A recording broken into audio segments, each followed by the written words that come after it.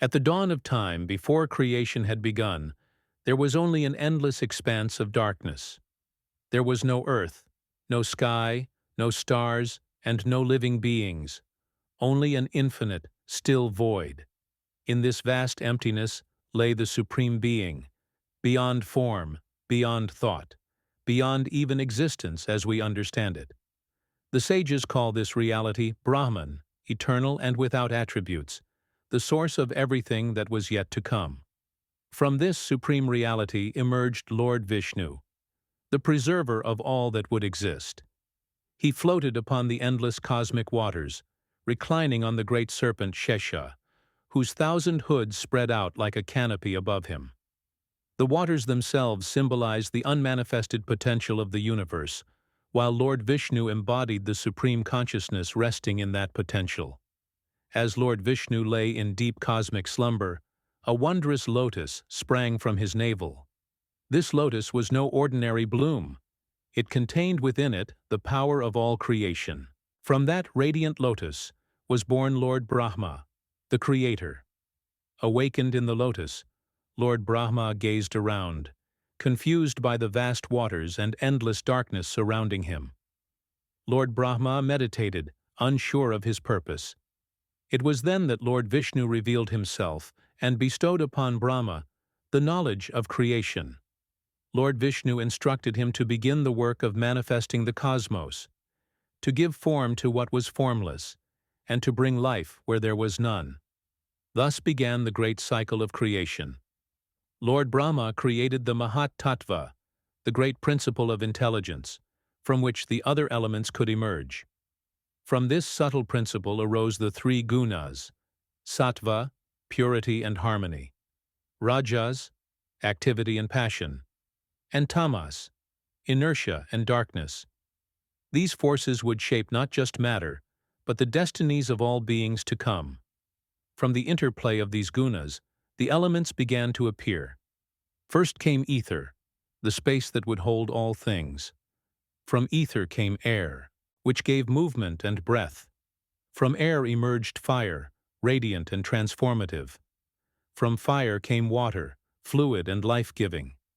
Finally, from water arose earth, solid and sustaining, the foundation of all living beings.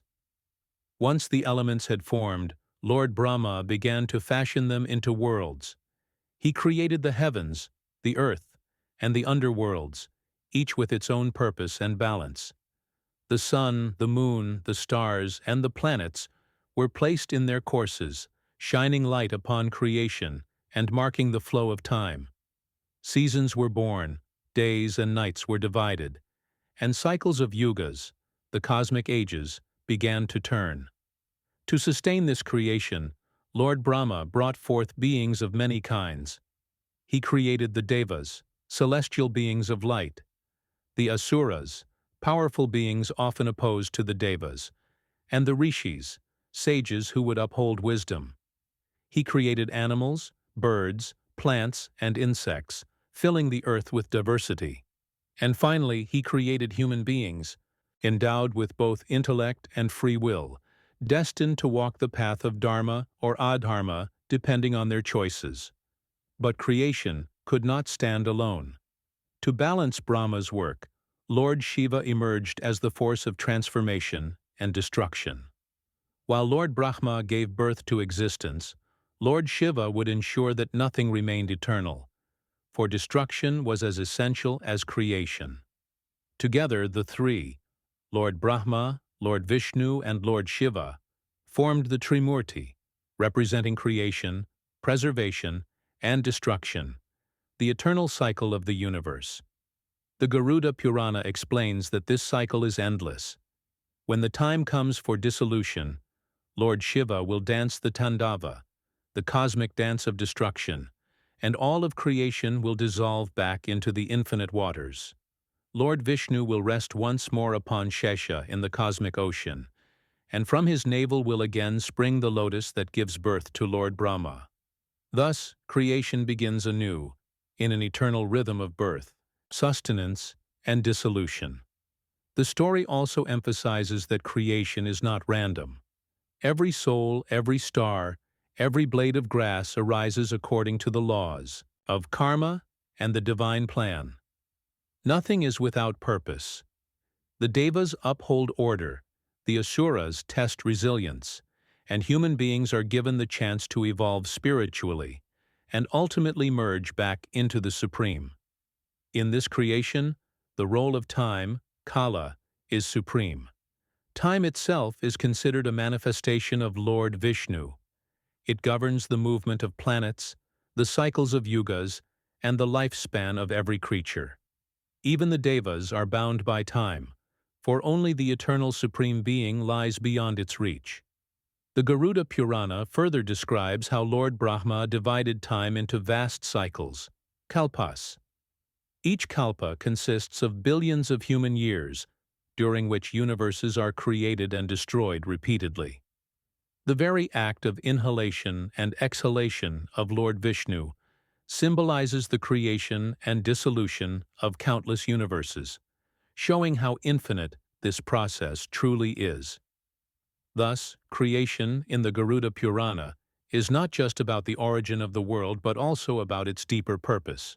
The world exists as a stage for the soul's journey. Through experiences, trials, joys, and sorrows, every soul is given the opportunity to evolve, to shed ignorance, and to return to the eternal source.